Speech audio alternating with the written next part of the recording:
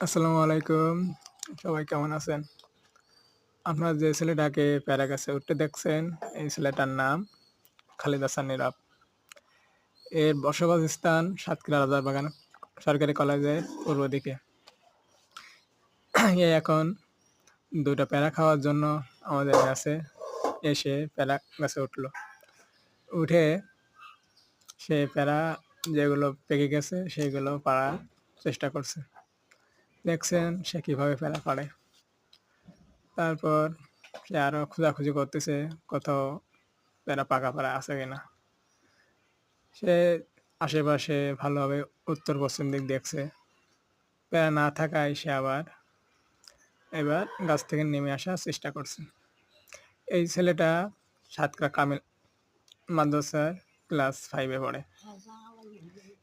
এর জন্য সবাই দোয়া করবেন যেন সে পরিপূর্ণ আলেম হিসেবে তার শিক্ষা জীবন শেষ করতে পারে। আজকের মতো এই পর্যন্ত। আসসালামু আলাইকুম ওয়া রাহমাতুল্লাহি ওয়া বারাকাতুহু।